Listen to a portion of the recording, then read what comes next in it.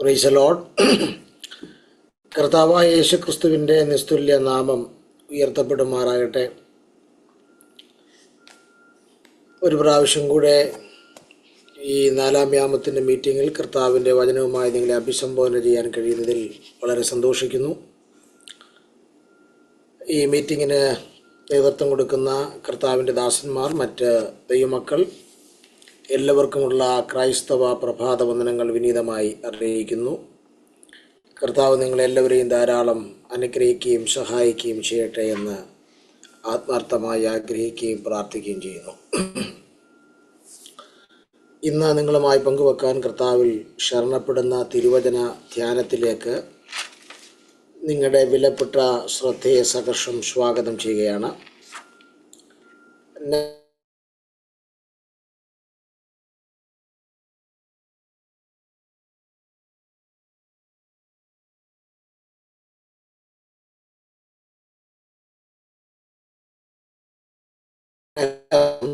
നമ്മൾ ശ്രദ്ധിക്കുന്നത്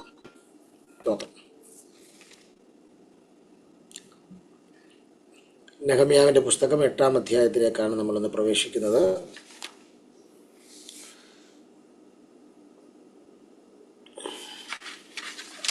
നമുക്കറിയാം, നെഹമ്യാവിൻ്റെ പുസ്തകത്തെക്കുറിച്ച് ദീർഘമായൊരു മുഖവരിയുടെ ആവശ്യമില്ലെങ്കിലും ഞാൻ പെട്ടെന്ന് ആ പുസ്തകം ഒന്ന് മനസ്സിലാക്കാൻ രണ്ട് തരത്തിലുള്ള വിഭജനങ്ങൾ നിങ്ങളുടെ മുമ്പിലേക്കൊന്ന് വെക്കുകയാണ്. സ്തോത്രം. എന്നിട്ട് നമുക്ക് 8-ാം അധ്യായത്തിലേക്ക് കയറി വരാം. സ്തോത്രം. 1 മുതൽ 7 വരെയുള്ള അധ്യായങ്ങൾ നമ്മൾ പരിശോധിച്ചാൽ, നെഹമ്യാവിൻ്റെ പുസ്തകം 1 മുതൽ 7 വരെയുള്ള അധ്യായങ്ങൾ പരിശോധിച്ചാൽ, നഗരത്തിൻ്റെ ആവശ്യങ്ങൾ നിറവേറ്റുന്ന നെഹമ്യാവിനെയും കൂട്ടരെയാണ് കാണുന്നത്. നഗരത്തിൻ്റെ ആവശ്യങ്ങൾ, അതായത് യെരുശലേം നഗരത്തിൻ്റെ ആവശ്യങ്ങൾ നിറവേറ്റുന്ന ആത്മീക നേതൃത്വമായ നെഹമ്യാവിനെയും കൂട്ടരെയുമാണ് നമുക്ക് 1 മുതൽ 7 വരെയുള്ള അധ്യായങ്ങൾ കാണാൻ കഴിയുന്നത്. രണ്ടാമതായി 8 മുതൽ 13 വരെയുള്ള അധ്യായങ്ങളിലേക്ക് നമ്മൾ വരുമ്പോൾ, നഗരത്തിലെ ജനത്തിൻ്റെ ആത്മീക ആവശ്യങ്ങൾ നിറവേറ്റുന്ന നെഹമ്യാവിനെയും കൂട്ടരെയുമാണ് നമുക്ക് കാണാൻ കഴിയുന്നത്. വളരെ പെട്ടെന്നായി നമുക്ക് ഈ പുസ്തകത്തെ ഒന്ന് അനലൈസ് ചെയ്യുമ്പോൾ, 1 മുതൽ 7 വരെയുള്ള അധ്യായങ്ങളിൽ നഗരത്തിൻ്റെ ആവശ്യങ്ങൾ നിറവേറ്റുന്ന നെഹമ്യാവും അതേ കൂട്ടരെയുമാണ്, ആ ആത്മീക നേതൃത്വത്തെയാണ് കാണുന്നത്. 8 മുതൽ 13 വരെയുള്ള അധ്യായങ്ങളിലേക്ക് വരുമ്പോൾ, നഗരത്തിലെ ജനത്തിൻ്റെ ആത്മീക ആവശ്യങ്ങൾ നിറവേറ്റുന്ന നെഹമ്യാവിനെയും കൂട്ടരെയുമാണ് കാണുന്നത്. ഇനി നമുക്കതല്ലാതെ മറ്റൊരു രീതിയിൽ വിഭജിക്കുകയാണെങ്കിൽ, പെട്ടെന്ന് മനസ്സിലാക്കാൻ വേണ്ടി വിഭജിക്കുകയാണെങ്കിൽ, 1 മുതൽ 7 വരെയുള്ള അധ്യായം, അല്ലെങ്കിൽ ആദ്യത്തെ 7 അധ്യായങ്ങളിൽ യെരുശലേം നഗരത്തിൻ്റെ പുനഃസ്ഥാപനത്തെ കാണുന്നു. 8 മുതൽ 13 വരെയുള്ള അധ്യായങ്ങളിൽ ജനത്തിൻ്റെ യഥാസ്ഥാപനത്തെയുമാണ് നമുക്ക് കാണാൻ കഴിയുന്നത്. ആദ്യത്തെ 7 അധ്യായങ്ങളിൽ യെരുശലേം നഗരത്തിൻ്റെ പുനഃസ്ഥാപനത്തെ കാണുന്നു. 8 മുതൽ 13 വരെയുള്ള അധ്യായങ്ങളിൽ ജനത്തിൻ്റെ യഥാസ്ഥാപനത്തെയുമാണ് നമുക്ക് കാണാൻ കഴിയുന്നത്. നമ്മൾ 8-ാം അധ്യായത്തിലേക്ക് ഡയറക്റ്റ് പ്രവേശിക്കുമ്പോൾ, 8-ാം അധ്യായം 18 വാക്യങ്ങളാണ് ഉള്ളത്. സ്തോത്രം. ഞാനൊരു പ്രമേയം നിങ്ങളുടെ മുമ്പിലേക്ക് 8-ാം അധ്യായത്തിൽ വെക്കുകയാണ്. നമ്മൾ ഈ പരിമിതമായ സമയം കൊണ്ട് നമുക്കിത് കംപ്ലീറ്റ് ചെയ്യാൻ കഴിയില്ല. നിങ്ങൾക്കിതൊരു ഹോംവർക്കായിട്ട് നിങ്ങൾ കൂടുതലായി വിശദീകരണം ചെയ്ത് പഠിക്കുന്നത് നന്നായിരിക്കും. 8-ാം അധ്യായത്തിലെ പ്രധാനപ്പെട്ട പ്രമേയം എന്നല്ല, ഇതിനകത്തൊരൊറ്റ പ്രമേയമേ ഉള്ളൂ. സ്തോത്രം. ആ പ്രമേയം ജനത്തിൻ്റെ യഥാസ്ഥാപനത്തിന് മുഖാന്തരമായി തീർന്ന ദൈവവചനമാണ് ഈ അധ്യായത്തിൻ്റെ പ്രമേയം. ഈ അധ്യായത്തിലെ 18 വാക്യങ്ങളിലും നിറഞ്ഞു നിൽക്കുന്നൊരു പ്രമേയം ജനത്തിൻ്റെ യഥാസ്ഥാപനത്തിനു വേണ്ടി മുഖാന്തരമായി തീർന്ന ദൈവവചനമാണ്. അതുകൊണ്ട് വചനം എന്നുള്ളതാണ് ഇതിനകത്തെ പ്രധാനപ്പെട്ട പ്രമേയം. ആ വചനമാണ് ജനത്തിൻ്റെ യഥാസ്ഥാപനത്തിന് മുഖാന്തരമായി തീർന്നിരിക്കുന്നത്. എന്ന് പറഞ്ഞാൽ, ഒറ്റ വാക്കിൽ പറഞ്ഞാൽ, ദൈവവചന പാരായണം അല്ലെങ്കിൽ ദൈവവചന കേൾവി കേട്ട ജനത്തിൻ്റെ ഉള്ളിൽ വന്ന രൂപാന്തരമാണ് ഈ 8-ാം അധ്യായത്തിലെ പ്രധാനപ്പെട്ട ഒരു വിഷയം. സ്തോത്രം. അതുതന്നെയാണ് 8 മുതൽ 13 വരെയുള്ള അധ്യായങ്ങൾ മുഴുവൻ നമ്മൾ കാണാൻ കഴിയുന്നത്. സ്തോത്രം. അങ്ങനെയാണെങ്കിൽ ഒരു കാര്യം ഞാൻ വളരെ വ്യക്തമായി പറയാം. ഏത് കാലത്തും ദൈവം ആഗ്രഹിക്കുന്ന ഒരു രൂപാന്തരം ദൈവജനത്തിൻ്റെ ഇടയിൽ നടക്കണമെങ്കിൽ അതിന് വേറെ കുറുക്കുവഴികളൊന്നുമില്ല. ഒറ്റ വഴിയേ ഉള്ളൂ. അത് ദൈവവചനത്തിൽ കൂടെ മാത്രമേ നടക്കൂ. സ്തോത്രം. പ്രൈസ് ആൻഡ് വർഷിപ്പിലൂടെ ഒരു രൂപാന്തരം ഉണ്ടാവുമെന്ന് എനിക്ക് തോന്നുന്നില്ല.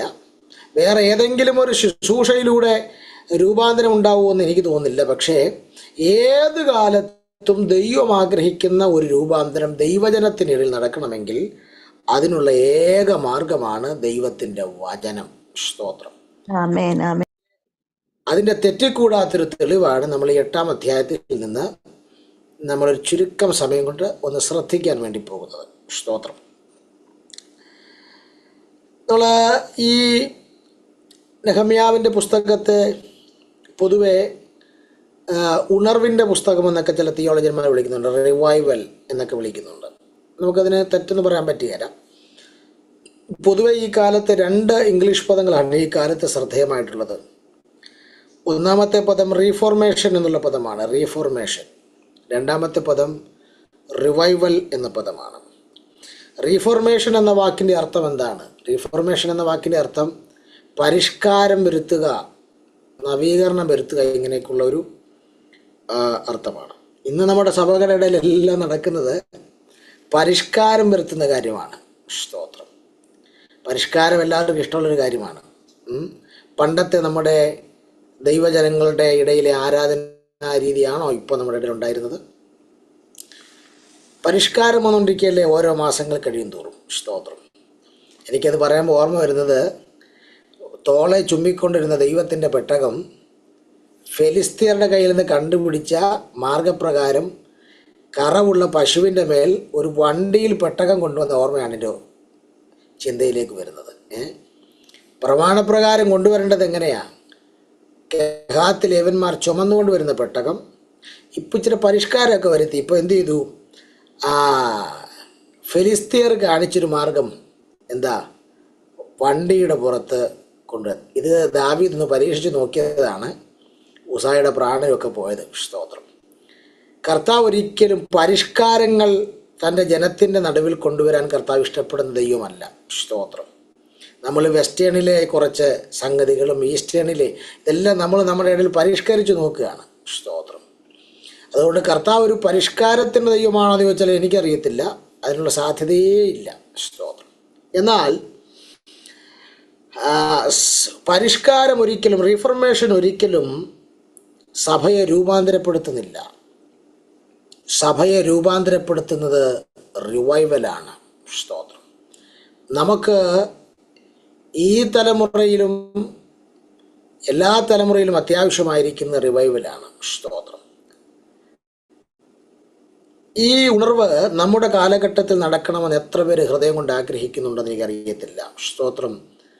നമ്മുടെ കാലഘട്ടത്തിൽ ആ റിവൈവൽ, മനുഷ്യനെ രൂപാന്തരപ്പെടുത്തുന്ന, സഭയെ രൂപാന്തരപ്പെടുത്തുന്ന റിവൈവൽ ഒന്ന് നടന്നിരുന്നെങ്കിലെന്ന് ഹൃദയംഗമായി ആഗ്രഹിക്കുന്നു.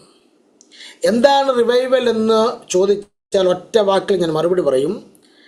ദൈവവചനത്തിലേക്കുള്ള മടക്കയാത്രയാണ് റിവൈവൽ. അല്ലെങ്കിൽ ദൈവവചനത്തിലേക്കുള്ള മടക്കയാത്രയിലൂടെയാണ് റിവൈവൽ ഉണ്ടാകുന്നത്. സ്തോത്രം. വചനത്തെ കൂടാതെ ഒരു റിവൈവൽ ഒരിടത്തുമില്ല. സ്തോത്രം. അതുകൊണ്ട് ദൈവജനം ദൈവവചനത്തിലേക്ക് മടങ്ങി യാത്ര ചെയ്യുന്നതിനെയാണ് റിവൈവൽ എന്ന് പറയുന്നത്. അല്ലെങ്കിൽ ദൈവവചനത്തിൻ്റെ മടക്കയാത്രയിലേക്ക് ദൈവജനം മടങ്ങി പോകുമ്പോഴാണ് യഥാർത്ഥ ഉണർവ്, യഥാർത്ഥ റിവൈവൽ ഉണ്ടാകുന്നത്. നമുക്ക് ഈ 8-ാം അധ്യായത്തിലേക്ക് വരുമ്പോൾ, ഈ അധ്യായത്തിലേക്ക് വരുന്നതിന് വളരെ വർഷങ്ങൾക്ക് പുറകിൽ നമ്മൾ പരിശോധിച്ചാൽ, ദിനവൃത്താന്ത പുസ്തകം നിങ്ങൾ പരിശോധിച്ചാൽ, ദിനവൃത്താന്ത പുസ്തകമൊക്കെ നിങ്ങൾ പരിശോധിച്ചാൽ നമുക്കവിടെ മനസ്സിലാക്കാൻ കഴിയുന്നൊരു പ്രധാനപ്പെട്ട കാര്യം. സ്തോത്രം. യഹൂദ ജനവും അവർക്ക് നേതൃത്വം കൊടുത്തിരുന്ന രാജാക്കന്മാരും പുരോഹിതന്മാരും പ്രവാചകന്മാരുമൊക്കെ ദൈവവചനത്തെ അവർ അവഗണിച്ചു കളഞ്ഞു എന്ന് നമുക്ക് പഴയ തിരുവെഴുത്തുകളിൽ ദിനവൃത്താന്ത പുസ്തകം 1-2 ദിനവൃത്താന്ത പുസ്തകങ്ങളിൽ കാണാൻ കഴിയുന്നുണ്ട്. യഹൂദന്മാരുടെ ജനവും അവർക്ക് നേതൃത്വം കൊടുത്ത രാജാക്കന്മാരും പ്രവാചകന്മാരും പുരോഹിതന്മാരും ഒക്കെ ദൈവവചനത്തെ അവരെ ദൈവവചനത്തിന് വേണ്ട പരിഗണന കൊടുക്കാതെ അവർ കളഞ്ഞു. സ്തോത്രം. അതുകൊണ്ട് നിങ്ങൾ ദിനവൃത്താന്ത പുസ്തകം ശ്രദ്ധിച്ചാൽ 3 കാര്യങ്ങൾ അവർ ഉപേക്ഷിച്ചു എന്ന് തിരുവെഴുത്ത് രേഖപ്പെടുത്തുന്നുണ്ട്. 3 കാര്യങ്ങൾ അവർ ഉപേക്ഷിച്ചു എന്ന്. 1, അവർ ദൈവത്തെ ഉപേക്ഷിച്ചു. 2, അവർ ദൈവവചനത്തെ ഉപേക്ഷിച്ചു. 3, അവർ ദൈവത്തിൻ്റെ ആലയത്തെ ഉപേക്ഷിച്ചു. ഈ 3 കാര്യങ്ങളാണ് ഇവരെ ഉപേക്ഷിച്ചത്. സ്തോത്രം. ഈ 3 കാര്യങ്ങൾ ഉപേക്ഷിച്ച് കളഞ്ഞു എന്ന് വളരെ ക്ലിയറായിട്ട് ആ തിരുവെഴുത്തുകൾ രേഖപ്പെടുത്തുകയാണ്. സ്തോത്രം. ഇങ്ങനെ ഇവർ ദൈവവചനത്തെ അവഗണിച്ചതിൻ്റെ പരിണിത ഫലമാണ് ദൈവം ഇവരെ ബാബേൽ പ്രവാസത്തിലേക്ക് അയച്ചത്. സ്തോത്രം. 70 വർഷക്കാലം ദൈവവചനത്തെ അവഗണിച്ചതിൻ്റെ പരിണിത ഫലമായി അവർ പ്രവാസത്തിൽ കിടക്കേണ്ടി വന്നു. അന്ന് പ്രവാസത്തിൽ കിടക്കുമ്പോൾ അവർക്ക് സിയോനെ കുറിച്ചൊരു പാട്ടുണ്ടായിരുന്നില്ല. നിരാശാജനകമായിട്ടുള്ള ഒരു 70 വർഷമാണ് നമുക്കിവിടെ കാണാൻ വേണ്ടി കഴിയുന്നത്. സ്തോത്രം. പ്രിയരെ, എപ്പോഴൊക്കെ യഹൂദജനം ദൈവവചനത്തെ അവഗണിച്ചിട്ടുണ്ടോ അപ്പോഴൊക്കെ ദൈവത്തിൻ്റെ ശിക്ഷ അവരുടെ മേൽ കടുത്ത നടപടികളായി വന്നതായി തിരുവെഴുത്ത് നമ്മെ ആധികാരികമായി പഠിപ്പിക്കുന്നു. സ്തോത്രം. ദൈവത്തിൻ്റെ വചനത്തെ ഒരു സഭയാകട്ടെ, ഒരു കുടുംബമാകട്ടെ, ഒരു വ്യക്തിയാകട്ടെ, ദൈവവചനത്തെ അവഗണിച്ചാൽ വലിയ ഭവിഷ്യത്തുകളിലൂടെ ദൈവം അവരെ ക്രമീകരിക്കുവാൻ ആഗ്രഹിക്കുന്നു. ദൈവം അവരെ വലിയ ഭവിഷ്യത്തുകളിലൂടെ കടത്തിവിടുമെന്നുള്ളത് യാതൊരു തർക്കവുമില്ലാത്ത കാര്യമാണ്. സ്തോത്രം. ഒരു കാര്യം വളരെ വ്യക്തമാണ്. ഇങ്ങനെ ഈ യഹൂദ ജനം ദൈവവചനത്തെ അവഗണിച്ചത് നിമിത്തം വലിയ ഭവിഷ്യത്തിലൂടെ ഇവർ കടന്നുപോയി. ആ ഭവിഷ്യത്തിലൂടെ കടന്നുപോയപ്പോൾ ഇവർ ചില പാഠങ്ങൾ അതിനകത്തുനിന്ന് പഠിച്ചു. ആ പാഠങ്ങൾ ഉൾക്കൊണ്ടപ്പോൾ അവർക്ക് മനസ്സിലായി, ഈ പ്രവാസം ഉൾപ്പെടെ ഭവിഷ്യത്തുകളൊക്കെ ഞങ്ങൾക്ക് വരാനുണ്ടായ കാരണം ഞങ്ങൾ ദൈവത്തിൻ്റെ വചനത്തെ അവഗണിച്ചതാണ്. സ്തോത്രം. ആ തിരിച്ചറിവ് അന്ന് മുതൽ ദൈവവചനത്തെ പ്രണയിക്കുവാനുള്ളൊരു കാരണമായി തീർന്നു. ആ പദമാണ് കുറച്ചുകൂടെ നല്ലത്. ദൈവവചനത്തെ അവർ പ്രണയിക്കുവാൻ വേണ്ടി തുടങ്ങി. സ്തോത്രം. അങ്ങനെയാണെങ്കിൽ ഒരു കാര്യം ഞാൻ വിളിച്ചു പറയാം. അവർ എപ്പോഴാണോ ദൈവവചനത്തെ പ്രണയിക്കുവാൻ തുടങ്ങിയത് അപ്പോഴാണ് അവരുടെ ഇടയിൽ ഉണർവ് വെളിപ്പെടാൻ തുടങ്ങിയത്. അവരുടെ ഇടയിൽ അനുഗ്രഹം വെളിപ്പെടാൻ തുടങ്ങി. നിങ്ങളുടെ വീടിനകത്താകട്ടെ,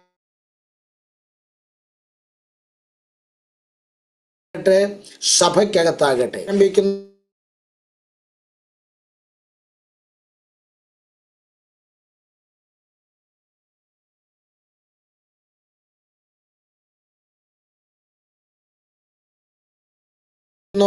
അപ്പോൾ മുതൽ നിങ്ങളുടെ അസാധാരണകരമായ ഉണർവുള്ളതിൽ യാതൊരു തർക്കവുമില്ല. ഫ്രഞ്ച് എഴുത്തുകാരനായിരുന്ന വിക്ടർ ഹ്യൂഗോ എന്ന് പറയുന്നൊരു മനുഷ്യൻ അദ്ദേഹം ഇങ്ങനെ പറയുകയുണ്ടായി, 2 പുസ്തകങ്ങളാണ് ഇംഗ്ലണ്ടിനുള്ളത്. അദ്ദേഹം പറഞ്ഞതാണ് 2 പുസ്തകങ്ങളാണ് ഇംഗ്ലണ്ടിനുള്ളത്. അതിലൊന്ന് ഷേക്സ്പിയറിൻ്റെ പുസ്തകമാണ്, ഷേക്സ്പിയറാണ്. ഒന്ന് ബൈബിളാണ്. സ്തോത്രം. എന്നിട്ട് അദ്ദേഹം പറഞ്ഞു, ഇംഗ്ലണ്ട് ഷേക്സ്പിയറിനെ ഉണ്ടാക്കി, എന്നാൽ ബൈബിൾ ഇംഗ്ലണ്ടിനെ ഉണ്ടാക്കി. എത്ര മനോഹരമായ കാര്യമെന്ന് നോക്കി. ഈ ഫ്രഞ്ച് എഴുത്തുകാരനായ വിക്ടർ ഹ്യൂഗോ പറഞ്ഞു 2 പുസ്തകമാണ് ആകെ ഇംഗ്ലണ്ടിനുള്ളത്. അതിലൊന്ന് ഷേക്സ്പിയറാണ്, ഒന്ന് ബൈബിളാണ്. ഇംഗ്ലണ്ട് ഷേക്സ്പിയറിനെ ഉണ്ടാക്കിയപ്പോൾ ബൈബിൾ ഇംഗ്ലണ്ടിനെ ഉണ്ടാക്കി. സ്തോത്രം. അങ്ങനെയാണെങ്കിൽ പ്രിയരെ, ഒരു വലിയ രാജ്യത്തിൽ, ഒരു വലിയ സമൂഹത്തിൽ, ഒരു സഭയിൽ, ഒരു കുടുംബത്തിൽ, ഒരു വ്യക്തിയിൽ വലിയ മാറ്റം കൊണ്ടുവരാൻ, വലിയ സ്വാധീനം ചെലുത്താൻ, വലിയ രൂപാന്തരം വരുത്താൻ കഴിയുന്ന ഏക ഗ്രന്ഥമാണ് ദൈവത്തിൻ്റെ വചനമെന്ന് പറയുന്നത്. സ്തോത്രം. അങ്ങനെയാണെങ്കിൽ മറ്റൊരു എഴുത്തുകാരൻ ഒരിക്കൽ പറഞ്ഞതായിട്ട് ഞാൻ ഓർക്കുന്നു. സ്തോത്രം. ഡാനിയേൽ എന്ന് പറയുന്നൊരു എഴുത്തുകാരൻ പറഞ്ഞു, പൂർവ്വ പിതാക്കന്മാർ, അദ്ദേഹം അമേരിക്കയെക്കുറിച്ച് പറഞ്ഞതാണ്, ഡാനിയൽ എന്ന് പറയുന്നൊരു എഴുത്തുകാരൻ. അദ്ദേഹം പറഞ്ഞു, പൂർവ്വ പിതാക്കന്മാർ പരദേശികളായി അമേരിക്കയിലേക്ക് പോയപ്പോൾ അവർ വേദപുസ്തകം അവരോട് ചേർത്ത് പിടിച്ചുകൊണ്ടാണ് അമേരിക്കയിലേക്ക് പോയത്. സ്തോത്രം. അതിൻ്റെ അനുഗ്രഹമാണ് അമേരിക്കയിൽ ഇന്ന് അവർ അനുഭവിക്കുന്ന എല്ലാ നന്മകളുമെന്ന് അദ്ദേഹം പറഞ്ഞ ഒരു വാചകം നന്നായിട്ട് ഓർക്കുന്നു. അങ്ങനെയെങ്കിൽ ഇന്ന് രാത്രിയിൽ, ഇന്ന് പ്രഭാതത്തിൽ, നാളെ യൂട്യൂബിലൂടെയൊക്കെ തിരുവെഴുത്തുകൾ കേൾക്കുന്നവർ മനസ്സിലാക്കേണ്ടത്, ദൈവവചനം നിന്നിൽ വന്നാൽ, ദൈവവചനം നിൻ്റെ കൂടാരത്തിൽ വന്നാൽ, അതിൻ്റെ ശക്തി വെളിപ്പെട്ടാൽ അതിനകത്തൂടെ ലഭിക്കുന്ന വിടുതൽ, അതിനകത്തൂടെ ലഭിക്കുന്ന ഉണർവ്, അതിനകത്തൂടെ ലഭിക്കുന്ന നന്മ വേറെ ഒന്നിനകത്തൂടെ ലഭിക്കത്തില്ല എന്നുള്ളത് വളരെ ശ്രദ്ധേയമായ കാര്യമാണ്. സ്തോത്രം. മടങ്ങി വരട്ടെ. ഞാൻ ഈ 8-ാം അധ്യായത്തിലേക്കൊന്ന് വരികയാണ്. 8-ാം അധ്യായത്തെ 3 ഞാനൊന്ന് തിരിക്കുക. നമുക്ക് ആ തരംതിരിവനുസരിച്ച് പഠിക്കാനുള്ള സമയമൊന്നും നമുക്കില്ല. ജസ്റ്റ് പഠന സൗകര്യാർത്ഥത്തിന് വേണ്ടി നിങ്ങൾക്ക് പഠിക്കാൻ വേണ്ടി ഒന്ന് തിരിക്കുകയാണ്. സ്തോത്രം. ഈ 8-ാം അധ്യായത്തിൽ ഈ വചനം എങ്ങനെയാണ് ഉപയോഗിച്ചതെന്നും ആ വചനത്തോടുള്ള ജനത്തിൻ്റെ പ്രതികരണം എന്തായിരുന്നെന്നും വളരെ വ്യക്തമായി ഈ അധ്യായത്തിൽ രേഖപ്പെടുത്തിയിട്ടുണ്ട്. സ്തോത്രം. നമുക്കറിയാൻ കഴിയുന്നത്, ആദ്യം മതിൽ പണിയുന്നതാണ് കാണാൻ കഴിയുന്നത്. സ്തോത്രം. ആദ്യത്തെ 7 അധ്യായത്തിൽ മതിൽ പണിയുകയാണ്.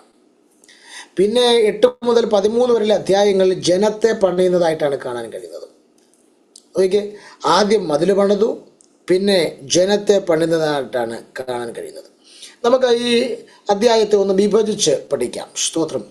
8-ാം അധ്യായത്തിൻ്റെ ആദ്യത്തെ 8 വാക്യങ്ങൾ, 8-ാം അധ്യായത്തിൻ്റെ ആദ്യത്തെ 8 വാക്യങ്ങൾ, 1 മുതൽ 8 വരെയുള്ള വാക്യങ്ങളിൽ നാം കാണുന്നത്, ജനം വചനം ശ്രദ്ധിക്കുന്നതാണ് കാണുന്നത്, അല്ലെങ്കിൽ വചനം ശ്രദ്ധിക്കുന്ന ജനത്തെയാണ് കാണുന്നത്. 8-ാം അധ്യായത്തിൻ്റെ 1 മുതൽ 8 വരെയുള്ള വാക്യങ്ങൾ കാണുന്നത് വചനം ശ്രദ്ധിക്കുന്ന ജനം, വചനം ശ്രദ്ധിക്കുന്ന ജനം. നിങ്ങൾ 8-ാം അധ്യായത്തിൻ്റെ 3-ാം വാക്യം വായിച്ചാൽ അവിടെ അത് വ്യക്തമായി എഴുതിയിട്ടുണ്ട്. ആ 3-ാം വാക്യം അവസാനിക്കുന്നത്, ന്യായപ്രമാണ പുസ്തകം വായിച്ചു സർവ്വജനവും ശ്രദ്ധിച്ചു കേട്ടു എന്നാണ് പറയുന്നത്. അപ്പോൾ 8-ാം അധ്യായത്തിൻ്റെ 1 മുതൽ 8 വരെയുള്ള വാക്യങ്ങളിൽ വചനം ശ്രദ്ധിക്കുന്ന ജനത്തെയാണ് നമ്മൾ കാണുന്നത്, അല്ലെങ്കിൽ ജനം വചനം ശ്രദ്ധിക്കുന്നു. ഇനി 8-ാം അധ്യായത്തിൻ്റെ 9 മുതൽ 12 വരെയുള്ള വാക്യങ്ങൾ വായിക്കുമ്പോൾ ജനം വചനത്തിൽ സന്തോഷിക്കുന്നതാണ് കാണുന്നത്, ജനം വചനത്തിൽ സന്തോഷിക്കുന്നതാണ് കാണുന്നത്. സ്തോത്രം. വചനത്തിൽ സന്തോഷിക്കുന്ന ജനം. 8-ാം അധ്യായത്തിൻ്റെ 10, 11 വാക്യങ്ങളിലൊക്കെ 10, 11, 12 വാക്യങ്ങളൊക്കെ വരുമ്പോൾ അവിടെ ജനം സന്തോഷിക്കുന്നതായി കാണാൻ കഴിയുന്നുണ്ട്. 8-ാം അധ്യായത്തിൻ്റെ 10, 11, 12 വാക്യങ്ങളിൽ ജനം സന്തോഷിക്കുന്നതായിട്ടാണ് കാണുന്നത്. മൂന്നാമതായി 8-ാം അധ്യായം 13 മുതൽ 18 വരെയുള്ള വാക്യങ്ങളിൽ വചനം അനുസരിക്കുന്ന ജനത്തെയാണ് കാണുന്നത്, വചനം അനുസരിക്കുന്ന ജനത്തെയാണ് കാണുന്നത്, അല്ലെങ്കിൽ ജനം വചനം അനുസരിക്കുന്നതാണ് കാണുന്നത്. 8-ാം അധ്യായം അവസാനിക്കുമ്പോൾ 18-ാം വാക്യത്തിലേക്ക് ന്യായപ്രമാണ പുസ്തകം വായിച്ച് കേൾപ്പിച്ചപ്പോൾ ഉടനെ അവർ ഉത്സവം ആചരിച്ചെന്നും വിശുദ്ധ സഭായോഗം കൂടിയെന്നുമൊക്കെയാണ് പറയുന്നത്. കൂടാരപ്പെരുന്നാൾ ആചരിച്ചെന്നൊക്കെ. അപ്പം ന്യായപ്രമാണം വായിച്ചു കേൾപ്പിച്ച ഉടനെ അതിനനുസരിച്ച് അനുസരിക്കാൻ ഇറങ്ങുന്ന ജനത്തെയാണ് കാണുന്നത്. അങ്ങനെയാണെങ്കിൽ ഈ 8-ാം അധ്യായം മുന്നോട്ട് വെക്കുന്ന കാര്യം, 1, വചനം ശ്രദ്ധിക്കുന്ന ജനം, 2, വചനത്തിൽ സന്തോഷിക്കുന്ന ജനം, 3, വചനം അനുസരിക്കുന്ന ജനം. പ്രിയരെ, വചനത്തിൽ ശ്രദ്ധിക്കാൻ ആരെങ്കിലും തയ്യാറായാൽ നിശ്ചയം അവന് വചനത്തിൽ സന്തോഷിക്കാതിരിക്കാൻ കഴിയില്ല. സ്തോത്രം.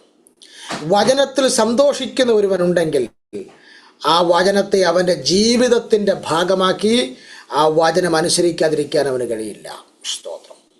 ഇത് 3ഉം കണക്റ്റായി കിടക്കുന്ന കാര്യമാണ്. സ്തോത്രം. 3 കാര്യങ്ങളിലേക്കും കൂടെ പോകാനുള്ള സമയം എനിക്കില്ലെങ്കിലും ഞാൻ ആദ്യത്തെ ഭാഗം മാത്രം ഒന്ന് പെട്ടെന്ന് പറഞ്ഞ് അവസാനിപ്പിക്കാമെന്ന് കരുതുകയാണ്. സ്തോത്രം. ആദ്യത്തെ ഭാഗം 8-ാം അധ്യായത്തിൻ്റെ 1 മുതൽ 8 വരെയുള്ള ഭാഗങ്ങളിലാണ് നമ്മൾ കാണുന്ന ആദ്യത്തെ ഭാഗം, വചനം ശ്രദ്ധിക്കുന്ന ജനം. നമുക്ക് ആ 3-ാം വാക്യം ഒന്ന് ശ്രദ്ധിക്കാം. വചനം ശ്രദ്ധിക്കുന്ന ജനം. നീർവാതിലിനരികെയുള്ള വിശാല സ്ഥലത്ത് വെച്ച് രാവിലെ തുടങ്ങി ഉച്ചവരെ പുരുഷന്മാരും സ്ത്രീകളും ഗ്രഹിപ്പാൻ പ്രാപ്തിയുള്ള എല്ലാവരും കേൾക്കാൻ ന്യായപ്രമാണ പുസ്തകം വായിച്ചു. സർവ്വജനവും ശ്രദ്ധിച്ച് കേട്ടു. ഇവിടെ ഈ ശ്രദ്ധിച്ചു കേട്ടു അല്ലെങ്കിൽ ശ്രദ്ധിക്കുന്നു എന്നതുകൊണ്ട് ഉദ്ദേശിക്കുന്നത് വചനം കൈക്കൊള്ളുക എന്ന അർത്ഥത്തിലാണ്. അല്ലാതെ വെറുതെ ചെവി വഴി കേട്ട് അപ്പുറം വഴി കളഞ്ഞു അല്ലെങ്കിൽ അങ്ങനെ ഉറ്റു നോക്കിക്കൊണ്ടിരുന്ന ആ അർത്ഥത്തിലല്ല. വചനം ശ്രദ്ധിച്ചു കേട്ടു എന്ന് പറഞ്ഞാൽ വചനം കൈക്കൊള്ളുക എന്ന അർത്ഥത്തിലാണ് കാണിക്കുന്നത്. ഇന്ന് ഈ വചനം കേൾക്കുന്ന പ്രിയപ്പെട്ടവർ ഓരോരുത്തരും നിങ്ങൾ സ്വയം ഒന്ന് അനലൈസ് ചെയ്യുക. നിങ്ങൾക്ക് വചനം കൈക്കൊള്ളാൻ സാധിക്കുന്നുണ്ടോ? നിങ്ങൾക്ക് വചനം കേൾക്കുവാൻ സാധിക്കുന്നുണ്ടോ? സ്തോത്രം. അല്ലെങ്കിൽ വചനത്തെ കൈക്കൊള്ളുവാൻ, വചനത്തെ ശ്രദ്ധിക്കുവാൻ നിങ്ങൾക്ക് കഴിയുന്നുണ്ടോ? ഒരു ചോദ്യമായി നിങ്ങളുടെ ഹൃദയത്തിൽ ഉണ്ടായിരിക്കട്ടെ. ഇവിടെ വചനം ശുശ്രൂഷിക്കാൻ വേണ്ടി നിയോഗിക്കപ്പെടുന്നത് എസ്രാ എന്ന് പറയുന്ന ദൈവമനുഷ്യനാണ്. സ്തോത്രം. 2-ാം വാക്യം നോക്കാം.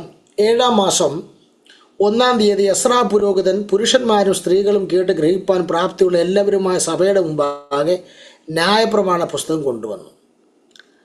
ഇനി 3-ാം വാക്യത്തിലേക്ക് നോക്കുമ്പോഴും ഈ വചനം പ്രസംഗിപ്പാൻ അല്ലെങ്കിൽ വചനം പാരായണം ചെയ്യാൻ ഇവിടെ വചനത്തിൻ്റെ ശുശ്രൂഷയ്ക്കായി നിയമിക്കപ്പെട്ടത് എസ്രാ എന്ന് പറയുന്ന ന്യായപ്രമാണത്തിലെ വിദഗ്ധ ശാസ്ത്രിയാണ്. ഞാനിങ്ങനെ ചിന്തിച്ചു, എത്രയോ പേരവിടെ ഉണ്ട്, നെഹമ്യാവുണ്ട്, പല ആളുകൾ അവിടെ ഉണ്ട് ആ സമയത്ത്. പക്ഷേ വചന ശുശ്രൂഷയ്ക്ക് അവിടെ നിയമിക്കപ്പെട്ടത് ആരാ? എസ്രായാണ് നിയമിക്കപ്പെട്ടത്. എന്തുകൊണ്ടാണ് ഈ എസ്രായെ വചന ശുശ്രൂഷയ്ക്ക് വേണ്ടി നിയമിച്ചത്? ഇന്നിപ്പോൾ ഈ വചന ശുശ്രൂഷയ്ക്ക് വേണ്ടി ഇപ്പം പ്രത്യേകിച്ച് നിയമനമൊന്നും വേണ്ട. ഇപ്പം എല്ലാവരും വാളെടുത്തവരെല്ലാം വെളിച്ചപ്പെടാം. സഹോദരിമാരാന്നേലും സഹോദരന്മാരാന്നേലും എല്ലാം. പിന്നെ ഇപ്പം പണ്ടൊക്കെ ബൈബിൾ കോളേജ് 3 വർഷം എല്ലാ ദിവസവും ക്ലാസ് വെച്ച് പഠിച്ചിട്ട് പോലും തികയുന്നില്ല. ഞാനൊക്കെയാണ് ഓർക്കുന്നത് 6 മാസക്കാലം എബ്രായ ലേഖനം 1-ാം അധ്യായത്തിന് 1 മുതൽ 3 വരെയുള്ള വാക്യങ്ങൾ ആകെ പഠിച്ചു തീർത്ത 6 മാസം എന്ന് പറഞ്ഞാൽ ക്ലാസ് എടുക്കാണ്ടല്ല, അത്ര ഡീപ്പായിരുന്നു. ഇനിയിപ്പോൾ അതൊക്കെ 4 മാസം കൊണ്ട് ഓൺലൈനിൽ കൂടെ പഠിച്ച് തീർക്കില്ലേ. പിന്നെ എല്ലാ മുറിപ്പാസ്റ്റർമാരും മുറിപ്രവാചകന്മാരും എല്ലാം ശുശ്രൂഷക്കാരില്ലേ മൊത്തം. സ്തോത്രം. ഈ പരിപാടിയൊന്നും ആ കാലത്ത് നടക്കില്ലായിരുന്നു, എസ്രായുടെ കാലത്ത്. എന്തുകൊണ്ടാണ് എസ്രായെ ഇവർ വചന ശുശ്രൂഷയ്ക്ക് നിയമിച്ചതെന്ന് ചോദിച്ചാൽ അതിനൊരു കാരണമുണ്ട്. അതിനൊരു എസ്രായ്ക്ക് ഒരു ക്വാളിഫിക്കേഷൻ ഉണ്ടായിരുന്നു. എന്തായിരുന്നു ആ ക്വാളിഫിക്കേഷൻ എന്ന് നോക്കിയാൽ, എസ്രായുടെ പുസ്തകത്തിലേക്ക് വന്നാൽ 7-ാം അധ്യായത്തിലേക്ക് വരുമ്പോൾ അതിൻ്റെ 10-ാം വാക്യത്തിൽ എസ്രായെക്കുറിച്ച് ഒരു സ്റ്റേറ്റ്മെൻ്റ് അവിടെ ദൈവാത്മാവ് പറയുന്നുണ്ട്. സ്തോത്രം. സ്റ്റേറ്റ്മെൻറ്റ് ഇങ്ങനെയാണ്: യഹോവയുടെ ന്യായപ്രമാണം പരിശോധിപ്പാനും അതനുസരിച്ച് നടപ്പാനും ഇസ്രായേലിൽ അതിൻ്റെ ചട്ടങ്ങളും വിധികളും ഉപദേശിപ്പാനും എസ്ര മനസ്സു വെച്ചിരുന്നു. എന്തുകൊണ്ടാണ് ദൈവവചന ശുശ്രൂഷയ്ക്ക് വേണ്ടി എസ്രായെ തന്നെ ഇവരിവിടെ നിയമിച്ചത്? എന്താ എസ്രായുടെ ക്വാളിറ്റി? സ്തോത്രം. എന്താ എസ്രായുടെ ക്വാളിറ്റി? സ്തോത്രം. ദൈവവചനത്തിൽ, ന്യായപ്രമാണത്തിൽ മനസ്സു വെച്ചിരുന്ന ഒരു എസ്ര. ഒരു പ്രസംഗിക്കാൻ വേണ്ടി സങ്കീർത്തന ഭാഷ നോക്കിയോ ദാനിയേലോട് തപ്പിയെടുത്തോ ഇറങ്ങുന്ന ഇന്നത്തെ പുതുപുത്തൻ ഉപദേശിമാരെ പോലല്ല. മഹാപാപമാണ് പ്രസംഗത്തിന് വേണ്ടി ബൈബിൾ വായിക്കുന്നത്. പകരം ദൈവം ധ്യാനിച്ച് കണ്ടിന്യൂസ് ആയിട്ട് വരുമ്പോൾ അതിനകത്തുനിന്ന് നിങ്ങൾക്ക് തരുന്ന ആലോചനകളായിരിക്കണം നിങ്ങൾ ജനത്തിന് കൈമാറുന്നത്. അല്ലാതെ പ്രസംഗത്തിന് വേണ്ടി ബൈബിൾ വായിക്കുന്ന ആളുകളും അതിനുവേണ്ടി പുസ്തകം തപ്പുന്ന ആളുകളുമുണ്ട്. സ്തോത്രം. അത് വലിയ പാപമാണ്. അത് ദൈവത്തിൻ്റെ ആലോചനയാണെന്ന് ഒരിക്കലും പറയാൻ കഴിയില്ല. സ്തോത്രം. അങ്ങനെയാണെങ്കിൽ എസ്രായെക്കുറിച്ച് എന്താണ് തിരുവെഴുത്ത് പറഞ്ഞത്? എസ്രായെ അവർ വചന ശുശ്രൂഷയ്ക്ക് നിയമിക്കാൻ കാരണം എസ്ര വചനത്തിൽ, ന്യായപ്രമാണത്തിൽ മനസ്സു വെച്ച ദൈവമനുഷ്യനായിരുന്നു. സ്തോത്രം. പ്രിയരെ, ഞാൻ നിങ്ങളോട് പറയുന്നത്, പ്രസംഗിക്കുന്നവരാകട്ടെ ദൈവവചനം കേൾക്കുന്നവരാകട്ടെ വചനത്തിൽ മനസ്സു വെക്കണം. സ്തോത്രം. ദൈവവചനത്തിൽ ആഴമായി മനസ്സു വെച്ചവരാണ് ദൈവവചനം സഭയിൽ ശുശ്രൂഷിക്കേണ്ടത്. അല്ലാതെ ഗൾഫിൽ നിന്ന് വന്ന അച്ചാനോ ഏതേലും മുറിവയൽ കോളേജിൽ പോയി പഠിച്ച പുള്ളിയൊന്നും അല്ല വചനം ശുശ്രൂഷിക്കേണ്ടത്. പിന്നെ ദൈവവചനത്തിനകത്ത് രാവും പകലുമെന്നില്ലാതെ മനസ്സു വെച്ചവരാണ് ദൈവവചനം സഭയ്ക്കകത്ത്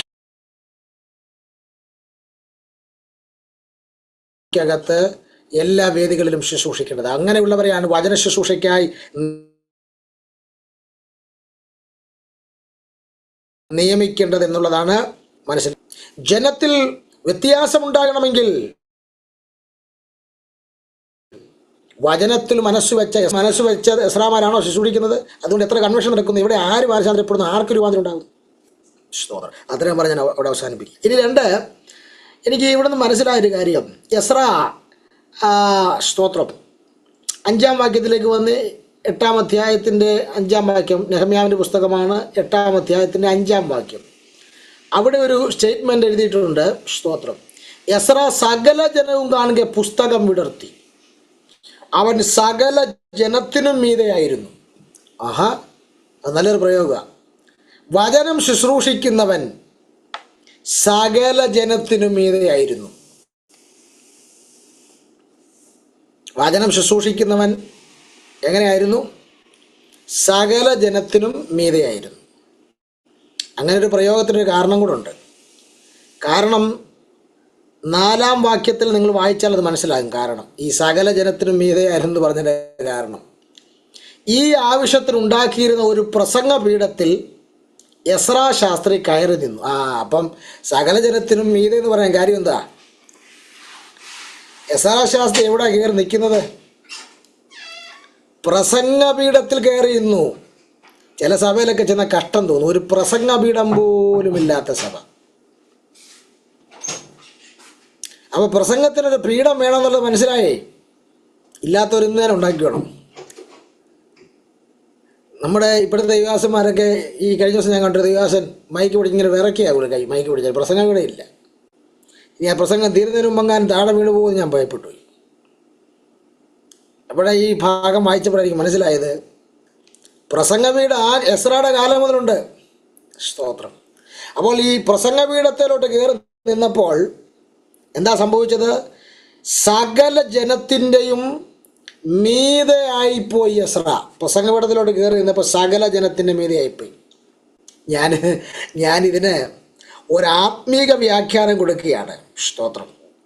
ആത്മീക വ്യാഖ്യാനം എന്ന് പറഞ്ഞാൽ, ദൈവവചനം ശുശ്രൂഷിക്കുന്നവരും ദൈവവചനം വഹിക്കുന്നവരുമായ ദൈവമക്കൾ മറ്റുള്ളവർക്കും മീതെ ആയിരിക്കണമെന്നുള്ളതാണ് ദൈവം ആഗ്രഹിക്കുന്നത്.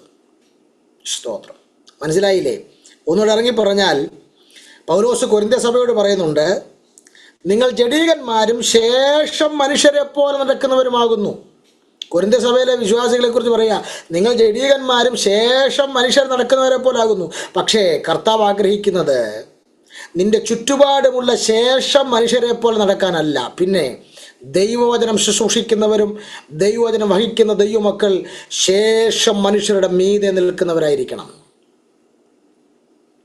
എന്ന് ഒന്നുകൂടെ ഇറങ്ങി പറഞ്ഞാൽ, സ്തോത്രം, നാം ലോകത്തിൽ ജീവിക്കുമ്പോൾ നമ്മുടെ ചുറ്റുപാടുള്ള രക്ഷിക്കപ്പെടാത്ത സകല ലോകത്തിൻ്റെ മീതെയായിരിക്കണം രക്ഷിക്കപ്പെട്ട ദൈവമക്കളുടെ സ്ഥാനം, ദൈവവചനം ശുശ്രൂഷിക്കുന്നവരുടെ സ്ഥാനം. സ്തോത്രം. ഒന്നുകൂടെ ആഴത്തിൽ പറഞ്ഞാൽ, വിശുദ്ധന്മാർ എന്ന വാക്കിൻ്റെ ഗ്രീക്ക് പദത്തിന് ഒരു മലയാള അർത്ഥം കിടപ്പുണ്ട്. വിശുദ്ധൻ എന്നുള്ള ഒരു പദത്തിൻ്റെ ഒരു ഗ്രീക്ക് പദത്തിന് കൊടുക്കുന്നൊരു മലയാള അർത്ഥം വ്യത്യസ്തൻ എന്നൊരർത്ഥമാണ്. അപ്പോൾ ദൈവമക്കൾ എപ്പോഴും ലോകമനുഷ്യരിൽ നിന്ന് വ്യത്യസ്തരായിരിക്കണം.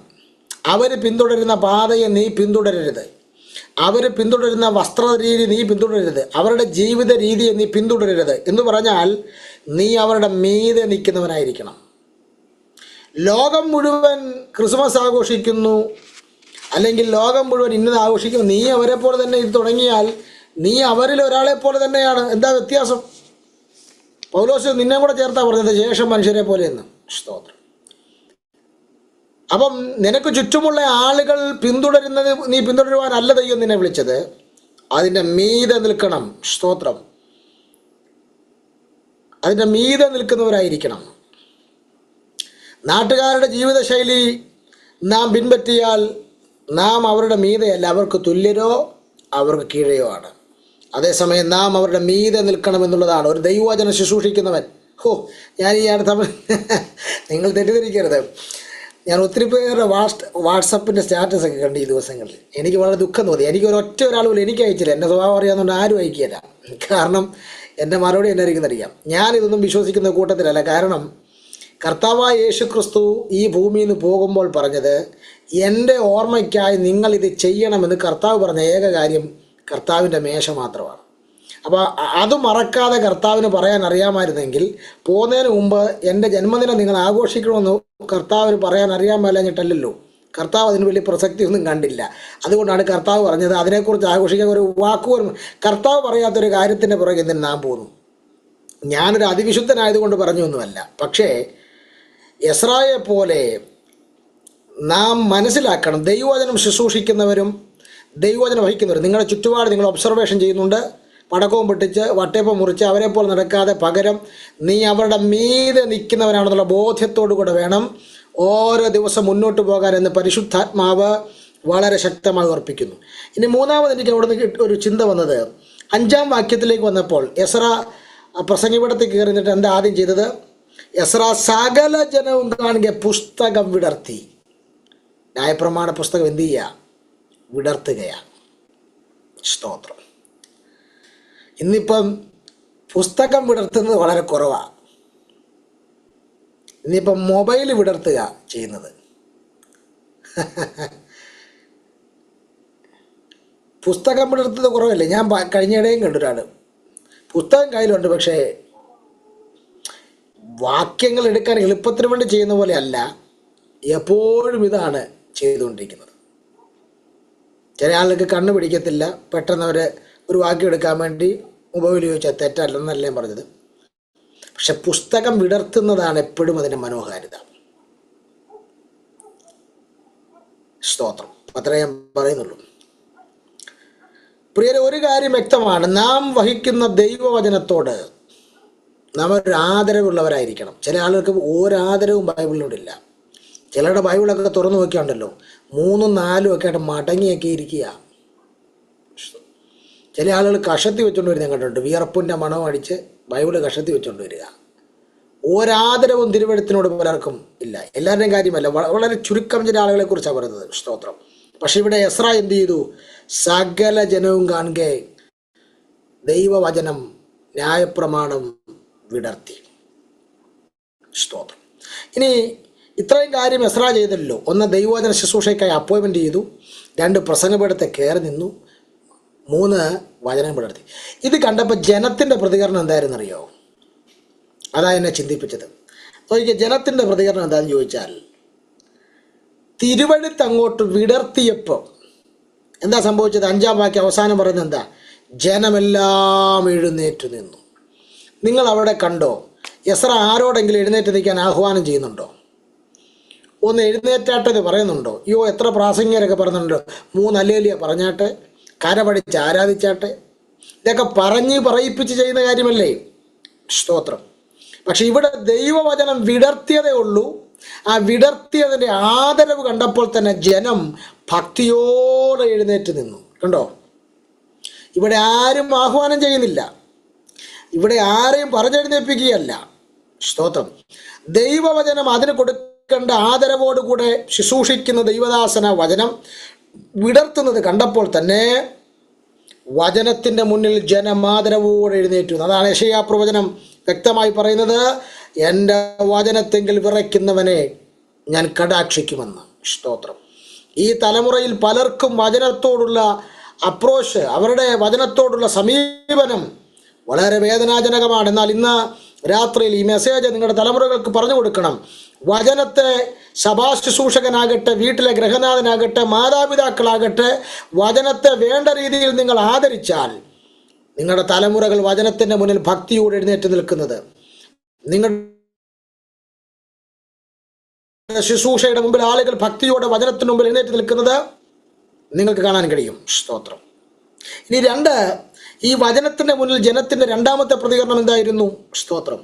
വാക്യത്തിലേക്ക് വരാം. 8-ാം അധ്യായം 9-ാം വാക്യത്തിലേക്ക് വരുമ്പോൾ സ്തോത്രം, 9-ാം വാക്യത്തിൻ്റെ ഏറ്റവും അവസാന ഭാഗം അവിടെ എഴുതിയിരിക്കുന്നു, ജനമെല്ലാം ന്യായപ്രമാണ വാക്യങ്ങളെ കേട്ടപ്പോൾ കരഞ്ഞുപോയിരുന്നു. ദൈവവചന ശുശ്രൂഷയുടെ മുമ്പിൽ ജനത്തിൻ്റെ പ്രതികരണം.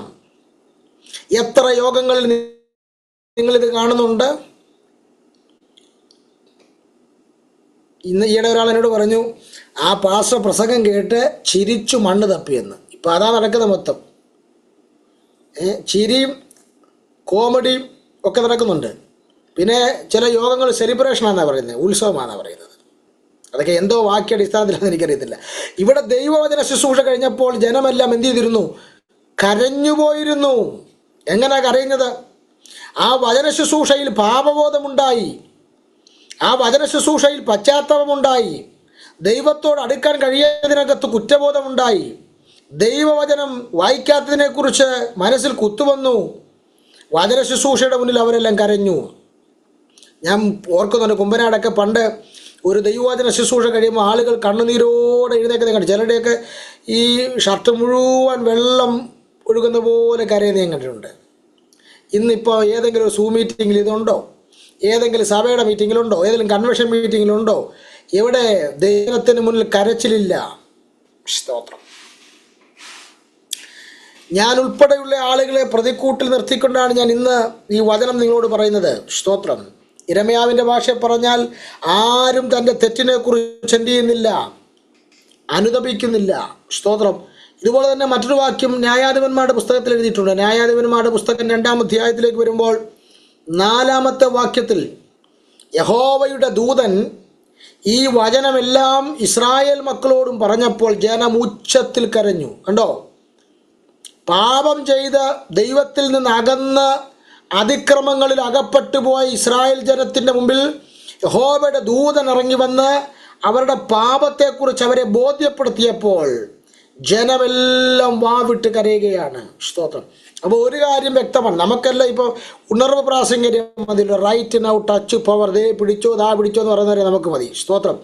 അതുകൊണ്ട് ഒരു ഗുണം ഉണ്ടാകുന്നില്ലല്ലോ. ഇന്ന് രാത്രിയിൽ, ഇന്ന് പ്രഭാതത്തിലൊക്കെ ഈ വചനം കേൾക്കുന്നവർ മനസ്സിലാക്കുക, ഒരു വചന ശുശ്രൂഷയ്ക്കകത്ത് ഒരാൾക്കെങ്കിലും ദൈവത്തോട് അടുക്കാൻ ഒരു മുഖാന്തരമാകുന്നെങ്കിൽ അതാണ് ആ വചന ശുശ്രൂഷയുടെ വിടുതൽ എന്ന് പറയുന്നത്. സ്തോത്രം.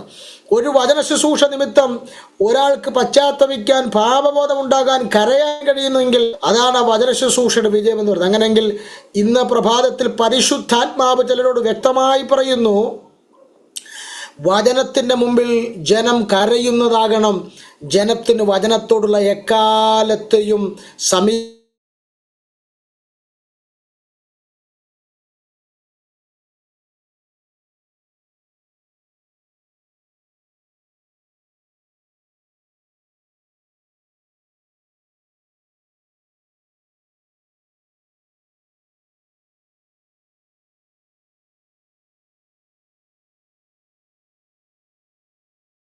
മൂന്നാമത്തെ പ്രതികരണം. സ്തോത്രം. അത് സെന്റൻസിലേക്ക് നിങ്ങളുടെ ശ്രദ്ധയെ കൊണ്ടുവരികയാണ്. നെഹമ്യാവിൻ്റെ പുസ്തകം 8-ാം അധ്യായത്തിൻ്റെ 10-ാം വാക്യത്തിൻ്റെ അവസാന സെന്റൻസ്, ജനത്തിൻ്റെ മൂന്നാമത്തെ പ്രതികരണം. അവിടെ പറയുന്നു, യഹോവയെങ്കിലെ സന്തോഷം നിങ്ങളുടെ ബലമാകുന്നുവല്ലോ എന്ന് പറഞ്ഞു. നോക്കിക്കേ, കുറച്ചു മുമ്പ് കരഞ്ഞ ജനം ഇപ്പോൾ എന്ത് ചെയ്യുക? സന്തോഷിക്കുകയാണ്. പ്രിയരെ, ദൈവസന്നിധിയിൽ കരയുന്നവർക്കെല്ലാം ദൈവം സന്തോഷിക്കാൻ ഒരു അവസരം കൊടുക്കാതിരുന്നിട്ടില്ല. സ്തോത്രം. വചനത്തിൻ്റെ മുന്നിൽ ആരെങ്കിലും കരഞ്ഞിട്ടുണ്ടെങ്കിൽ വചനത്തിൻ്റെ മുന്നിൽ കരഞ്ഞവനെയൊക്കെ ദൈവം സന്തോഷിക്കാൻ അവസരം കൊടുക്കും. 2025 അവസാനിക്കുകയാണ്. ഈ വചനത്തിന് മുമ്പിൽ കരയാൻ നിങ്ങൾക്ക് മനസ്സുണ്ടെങ്കിൽ 26-ൽ നിങ്ങൾക്ക് സന്തോഷിക്കാം. ദൈവം അവസരങ്ങളെ ഒരുക്കാൻ വേണ്ടി പോകുകയാണ്. സ്തോത്രം. അവിടെ താഴോട്ട് വായിക്കുമ്പോൾ അത് വളരെ വ്യക്തമായി രേഖപ്പെടുത്തുന്നുണ്ട്. 12-ാമത്തെ വാക്യത്തിൽ അവർ അത്യന്തം സന്തോഷിച്ചെന്നാണ് പറയുന്നത്. അവർ അത്യന്തം, കണ്ടോ? വെറുതെ സന്തോഷമല്ല, അത്യന്തം സന്തോഷിക്കുക. കണ്ടോ? ന്യായപ്രമാണം വായിച്ച് കൽപ്പിച്ചപ്പോൾ, വചനം പാരായണം ചെയ്ത് കേട്ടപ്പോൾ, വചനത്തിൻ്റെ മുന്നിൽ കണ്ണുനീരോടെ എഴുന്നേറ്റ ജനത്തിന് ജീവിതത്തിൽ അത്യന്തം സന്തോഷിക്കാൻ ദൈവം വഴിയൊരുക്കിയെങ്കിൽ ഇന്ന് ഈ വചനം കേൾക്കുന്ന പ്രിയപ്പെട്ടവരോട് ഞാൻ ആത്മാവിൽ പറയുന്നു, വചനത്തിൻ്റെ മുന്നിൽ കരഞ്ഞവരെല്ലാം ജീവിതകാലം മൊത്തം കരഞ്ഞുകൊണ്ടിരിക്കുകയല്ല. കരയുന്നവനെല്ലാം ദൈവം അത് ചിരിക്കാൻ, സന്തോഷിക്കാൻ, അത്യന്തം സന്തോഷിക്കാനുള്ള വഴികൾ ദൈവം ഒരുക്കി തരുന്ന ദൈവമാണ്. വചനത്തെ വേണ്ട രീതിയിൽ ആദരിക്കുന്നവരെ ദൈവം ആദരിക്കുന്ന ദൈവമാണ്. അതുകൊണ്ടാണ് കർത്താവായ യേശു ക്രിസ്തു മത്തായി സുവിശേഷം 5-ാം അധ്യായത്തിൽ പറഞ്ഞല്ലോ, ദുഃഖിക്കുന്നവർ ഭാഗ്യവാന്മാർ, അവർക്ക് ആശ്വാസം ലഭിക്കും. എന്തിനെക്കുറിച്ച് ദുഃഖിക്കുന്നവരാണ്? അത് അവനവൻ്റെ പാപത്തെക്കുറിച്ച്, അവനവൻ്റെ ആ തെറ്റുകളെക്കുറിച്ച് അനുതപിച്ച് പശ്ചാത്തപിച്ച് ദുഃഖിക്കുന്നവർ ആരെങ്കിലും ഉണ്ടെങ്കിൽ ദൈവാത്മാവ് പറയുന്നു, നീ ഭാഗ്യവാനാണ്, നിനക്ക് ആശ്വാസം ലഭിക്കുകയാണ്. ദൈവാത്മാവ് പറയുന്നു, നിങ്ങളുടെ സഭകൾക്കകത്ത് ഇന്ന് സന്തോഷമുണ്ടോ? നിങ്ങളുടെ വീടുകൾക്കകത്ത് ഇന്ന് സന്തോഷമുണ്ടോ? യഹോവയിലെ സന്തോഷമുണ്ടോ? നിന്റെ കൂടാരത്തിനകത്ത് സന്തോഷമുണ്ടോ? എവിടെ പോയി നിന്റെ സഭയ്ക്കകത്ത് സന്തോഷം? അടുത്ത കാലത്ത് ഒരാൾ പറഞ്ഞ് ഞാൻ ഓർക്കുന്നു, ഞാൻ ചോദിച്ചിട്ട് ചർച്ചിൽ വാസപ്രാർത്ഥന ഇടയ്ക്കല്ലേ പോകുന്നില്ലെന്ന് ചോദിച്ചപ്പോൾ അദ്ദേഹം പറഞ്ഞ പദവാ, ഓ എന്തിനാ അങ്ങോട്ട് പോകുന്നത്, ഉള്ള സമാധാനം കൂടെ പോകുന്നത്. നോക്കിക്കേ, എന്തിയെ സഭയിലെ സന്തോഷം, എന്തിയെ സഭയിലെ സന്തോഷം. ചിലർ പറഞ്ഞ് വീട്ടിലോട്ട് വരാനേ തോന്നുകയല്ല, വീട്ടിൽ നിന്ന് ഇറങ്ങിപ്പോയെന്ന്. എന്തിയെ വീട്ടിലെ സന്തോഷം? അവർക്ക് ആ വീട്ടിലെ ഭാര്യയിലോ ആരിലും സന്തോഷിക്കാൻ കഴിയും. എന്തിയെ സന്തോഷം? വ്യക്തിപരമായ ചില ആളുകൾ രാവിലെ എഴുന്നേൽക്കുന്നു, കഴിക്കുന്നു, ബലം ഭക്ഷിക്കുന്നു, ഉറങ്ങുന്നു എന്നല്ലാതെ ലൈഫിനകത്ത് എന്ത് ചെയ്യും? സന്തോഷം. സ്തോത്രം, സ്തോത്രം. നിന്റെ സഭയ്ക്കകത്ത് ന്യായപ്രമാണത്തിന് മുന്നിൽ കരച്ചിലില്ല, അതുകൊണ്ട് നിന്റെ സഭയ്ക്കകത്ത് സന്തോഷമില്ല. നിന്റെ കൂടാരത്തിനകത്ത് വചനത്തിന് മുന്നിലുള്ള കരച്ചിലില്ല. വ്യക്തിപരമായ ജീവിതത്തിൽ വചനധ്യാനത്തിനകത്ത് കരച്ചിലില്ല, സന്തോഷിക്കാൻ കഴിയുന്നില്ല. ഇന്ന് ഞാൻ നിങ്ങളോട് ചോദിക്കുന്നില്ല, ഇന്നലെ നിങ്ങൾക്ക് 24 മണിക്കൂർ കിട്ടി, നിങ്ങൾ എത്ര പേർ ദൈവവചനം ധ്യാനിച്ചെന്ന് ഞാൻ ചോദിക്കുന്നില്ല. നിങ്ങൾ ഈ ആയുഷ്കാലത്ത് എത്ര വട്ടം തിരുവെടുത്ത് മൊത്തം ധ്യാനിച്ച് തീർന്നെന്ന് ഞാൻ ചോദിക്കുന്നില്ല. പക്ഷേ അവനവനോട് ചോദിക്കുക, നിങ്ങൾ ഏതെല്ലാം കാര്യങ്ങൾക്ക് പ്രയോറിറ്റി കൊടുക്കുന്നുണ്ട്.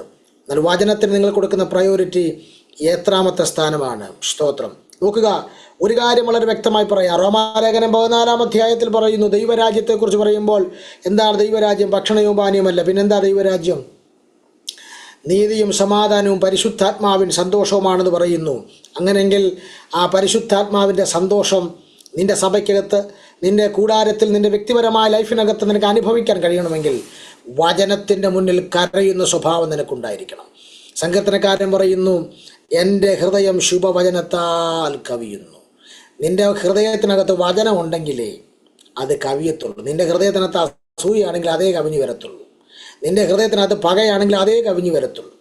നിൻ്റെ ഹൃദയത്തിനകത്ത് വചനമാണ് നിറഞ്ഞിരിക്കുന്നതെങ്കിൽ ആ വചനം കവിഞ്ഞു വരിക. അങ്ങനെയെങ്കിൽ ഞാൻ എൻ്റെ വാക്കുകൾ ഇവിടെ നിർത്തുമ്പോൾ ഒറ്റ കാര്യം പറഞ്ഞ് അവസാനിപ്പിക്കുക. ഒരു റിവൈവലിന് വേണ്ടി 2026 കൊതിക്കുന്നവരുണ്ടെങ്കിൽ നിങ്ങളുടെ സ്ഥലം, സഭ, നിങ്ങളുടെ വീട്, നിങ്ങളുടെ വ്യക്തിപരമായ അനുഭവത്തിൽ നിങ്ങൾ വചനത്തിന് ശ്രദ്ധ കൊടുക്കുക, വചനത്തെ കൈക്കൊള്ളുക. നിങ്ങൾ വചനത്തിൻ്റെ മുന്നിൽ നിങ്ങൾ സ്വയം ആദരവോടെ എഴുന്നേൽക്കുക. വചനത്തിൻ്റെ മുന്നിൽ നിങ്ങൾ കരയുക. സ്തോത്രം. വചനത്തിൻ്റെ മുന്നിൽ നിങ്ങൾ വചനത്തിന് വേണ്ട രീതിയിൽ ബഹുമാനിക്കുക. അങ്ങനെയാണെങ്കിൽ ഒരു കാര്യം ഉറപ്പാണ്, ആ വചനത്തിൻ്റെ മുന്നിൽ ശ്രദ്ധയോടെ നിന്ന് നിനക്ക് ആ വചനം സന്തോഷിക്കാനിട വരും. സ്തോത്രം. ആ സന്തോഷമാണ്, സ്തോത്രം, ജീവിതത്തിലെ വചനം പ്രമാണിക്കുന്നതിലേക്ക് നിന്നെ കൊണ്ടുപോകും. അങ്ങനെയെങ്കിൽ വചനം ശ്രദ്ധിക്കുക, വചനത്തിൽ സന്തോഷിക്കുക, വചനം പ്രമാണിക്കുക. നിശ്ചയമായും ഈ സൂം മീറ്റിങ്ങിലൂടെ പരിശുദ്ധാത്മാവ് നിങ്ങളുടെ വീടുകൾക്കകത്ത് വചനത്തിൽ ഒരു ഹെവി റിവൈവൽ കൊണ്ടുവരട്ടെ. തിരുവചന ധ്യാനത്തിൽ നിന്ന് പിൻവാങ്ങുന്നു. പ്രാർത്ഥനയ്ക്കായി തലകൾ വണക്കാം, കണ്ണുകൾ അടയ്ക്കാം, ദൈവസന്നിധിയിൽ സമർപ്പിക്കാം. പ്രിയ പിതാവേ, നസറേയനായ യേശുവിൻ നാമത്തിൽ ഇന്ന് രാവിലെ സമയം ഈ വചനത്തെ ഞാൻ ഈ പ്രിയപ്പെട്ടവർ കൈമാറുന്നു. വചനത്തിന് മുന്നിൽ കർത്താവ് സാഷ്ടാംഗം സമർപ്പിക്കാൻ, വചനത്തിന് മാത്രം ലൈഫിൽ ഫസ്റ്റ് പ്രയോറിറ്റി കൊടുക്കാൻ ദൈവം ഞങ്ങളെ സഹായിക്കേണ്ടതിനായി പ്രാർത്ഥിക്കുന്നു. എല്ലാ മഹത്വം കർത്താവിന്. പ്രാർത്ഥന കേട്ടതിന്